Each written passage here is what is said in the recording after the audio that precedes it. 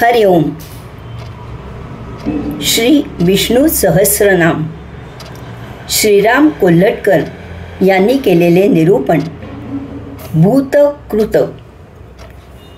सर्व भूतमात्रांचा कर्ता आणि करविता असा याचा एक अर्थ आहे. आणि तमोगुणाच्या आश्रयाने रुद्ररूपाने सर्व उत्पन्न झालेल्या भूतांचा नाश अथवा संहार करणारा असाही भूतकृत या नामाचा अर्थ आहे. सर्व भूतमात्रांचा कर्ता यात आपण स्वतः तर आलोच, पण या दृश्य जगात जे जे काही आपणास दिसते ते सर्व काही ईश्वर निर्मितच आहे. अर्जुनाचा सखा भगवंत होते. हनुमंतांनी दास्यभक्ती निवडली. वारकरी पांडुरंगाला माऊलीच्या रूपात पाहतात, संबोधतात. भगवंताशी जवळीक साधण्याचे ज्याच्या त्याच्या पसंतीचे हे मार्ग आहेत.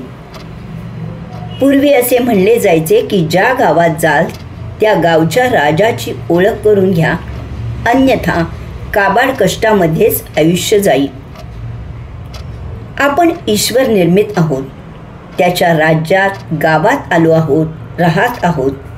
तेव्हा आनंदात समाधानात जीवन व्यतीत करायचे असेल तर त्याची प्रथम ओळख करून घेणे क्रमप्राप्त आहे. अनेक जन्मांच्या भटकंतीला कंटाळून उधळ्या मुलाप्रमाणे आपण बाहेर सुखशांतीच्या शोधात असतो. शांत गोष्टीमध्ये नव्हे तर अनंतामध्येच आपल्याला आनंदाची अनुभूती येते.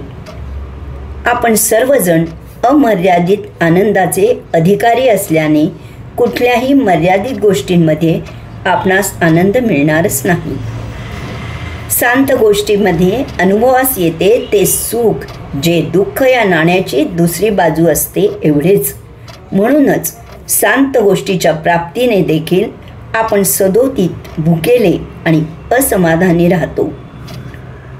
या ईश्वरी सृष्टीतील प्रत्येक प्राणीमात्र, वनस्पती, कीटक हा ईश्वर निर्मित असल्याने स्पेशल, विशेष आहे. हा विचार जर पटला तर चराचराविषयी प्रेमभावच निर्माण होईल. शाकाहारा पाठीमागचा हाच मूलभूत विचार आहे. याच प्रेमभावापोटी आद्य श्री शंकराचार्यांना वाटते की आपल्या मस्तकावरील केशसंभारात पक्ष्यांनी घरटी करावी. तर संत तुकारामांना आपल्याला पाहून पक्षी घाबरून उडून गेले याचे वाईट वाटते. तर लोकमान्य जेव्हा मंडालेच्या तुरुंगात गीता रहस्य लिहित असता त्यांच्या अंगाखांद्यावर बागडण्यात चिमण्यांना मोठी मौज वाटत असे. त्या ईश्वरी भावाशी, भूतकृताशी एकरूप झाल्याची अनेक उदाहरणे आपणास इतिहासात सापडतील. हरि ओम.